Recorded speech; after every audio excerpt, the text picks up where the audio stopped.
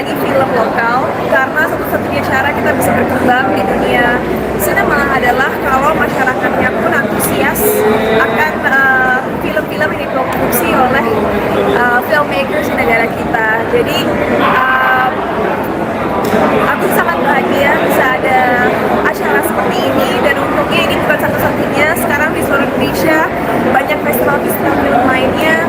Jadi aku berharap ini hanya awal mula dari berkembangnya ekosistem perfilman di Indonesia. Ini kan antusiasme masyarakat sudah semakin menaik ya, apalagi terkait dengan film-film independen ataupun film alternatif. Bagaimana sih melihat kenaikan minat terhadap film itu? Senang banget bahwa bisa dibilang film-film indie atau alternatif semakin besar di Indonesia, karena nggak bisa dipungkiri bahwa film-film yang lebih komersial kan kadang-kadang harus mengikuti formula tertentu atau alur cerita tertentu, dan biasanya yang dipikirkan hanya jumlah penonton. Kalau film-film indie atau alternatif lebih mampu untuk berani mengkritik isu-isu sosial yang ada, lebih berani untuk menceritakan cerita-cerita yang mungkin sedikit lebih tabu, dan juga memberikan filmmakers ruang untuk explore seni mereka. Jadi aku harap film-film alternatif atau indie bisa semakin diapresiasi oleh masyarakat, karena ya menurut aku penting sebagai filmmaker di depan maupun di balik layar kita bisa mengambil project-project yang lebih nyetil dan juga membuat audiens atau orang-orang yang nonton belajar sesuatu yang baru gitu. Apa yang paling menarik di Jakarta World Cinema tahun ini menurut kita sendiri? Karena salah satu sahabat baik aku yang juga seorang sutradara luar biasa, Mas Naska Robianto, ada di sini, dan kemarin filmnya Lavender Marriage baru diputar. Tentunya I think itu topik yang cukup scandalous ya kalau buat masyarakat awam, tapi I'm so glad that dia berani untuk mengangkat topik itu. Jadi itu exciting, dan sekarang film untuk closing Jakarta World Cinema juga aku tertarik karena dibuat oleh saudara dari Iran, dan ini salah satu film yang kalau nggak salah mendapat penghargaan saat Cannes Film Festival kemarin. Kita punya harapan tersendiri nggak buat kedepannya JCW seperti apa gitu? Harapan aku kedepannya adalah Jakarta World Cinema bisa menjadi event yang sangat besar sehingga didatangi oleh filmmakers dari negara-negara lain juga gitu. Aku harap suatu hari nanti kita bisa memiliki film festival yang gak kalah prestigiousnya seperti BIFF atau Toronto Film Festival atau Sundance atau semua yang ada di luar, Venice Film Festival, Cannes Film Festival, dan lain sebagainya. Tapi aku rasa pelan-pelan film-film Indonesia semakin dilirik kok oleh masyarakat luar. Jadi ya kita doakan aja kita bisa terus semakin besar dan berkembang gitu.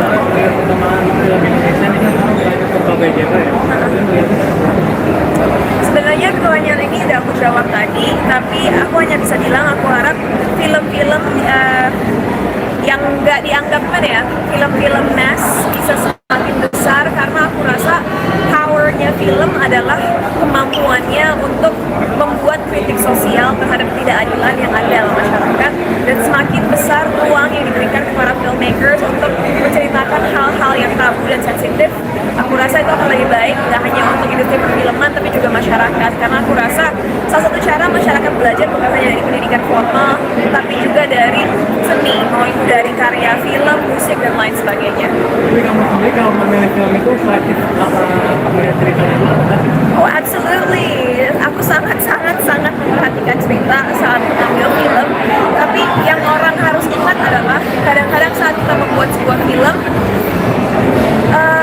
semua faktor harus mendukung agar film itu bisa nggak hanya bagus tapi sukses. Jadi tidak hanya bisa bergantung pada aktornya atau pada sutradaranya atau pada aktornya, semua itu bermain bersama-sama. Kadang-kadang skrip yang luar biasa karena editing yang kurang bisa kacau. Kadang-kadang skrip yang biasa-biasa aja karena director, producer, dan juga editor dan scoring yang mendukung bisa lebih baik. Jadi sebuah film adalah sebuah teamwork. Jadi kita nggak bisa mengandalkan satu pihak, tapi semuanya harus bekerja dengan baik bersama-sama. Biasanya film apa yang paling kita suka sih mungkin? Aku paling suka genre film psychological thriller. Apapun yang membuat mikir dan setelah film berakhir bikin kita nggak bisa berhenti memikirkan isu yang ada di film itu aku paling suka. So psychological thriller. Salah satunya mungkin aku suka banget Gone Girl, Shutter Island. Ya, itulah. Satu film yang terakhir ya.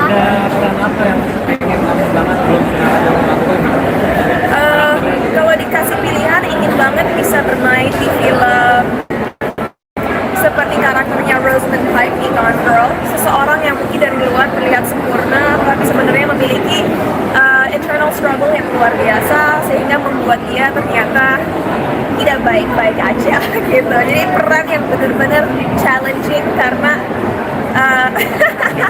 peran yang mau tunggu dulu nggak? Biar sama, biar kalian nggak jomplang footage-nya. Ya. Ya. Aku ulang ya jawabannya ya. Oke. Agak mundur, Monik terlalu dekat. Balik, action. Jadi kalau dikasih pilihan mau main film seperti apa atau mendapatkan karakter seperti apa, ingin sekali berperan memerani sebuah karakter seperti Rosamund Pike di film Gone Girl.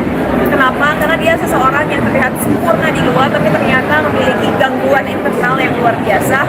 Dan menurut aku peran seperti itu sangat menarik karena memiliki berbagai dimensi dan tentunya membutuhkan emotional intelligence yang cukup tinggi untuk bisa memerankan peran sekompleks itu. Oke, aman ya guys, aku mau masuk. Terima kasih. Mbak, makasih ya. Oke, boleh munduran dikit sama-sama ya. Apa ini foto? Fotonya lagi.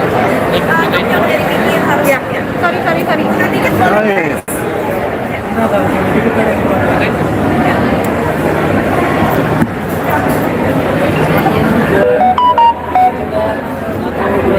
Kita kiri kita.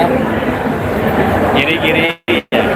Oke, sini belum. 1, 2, 3. Makasih kita. Beda gaya boleh sini kiri.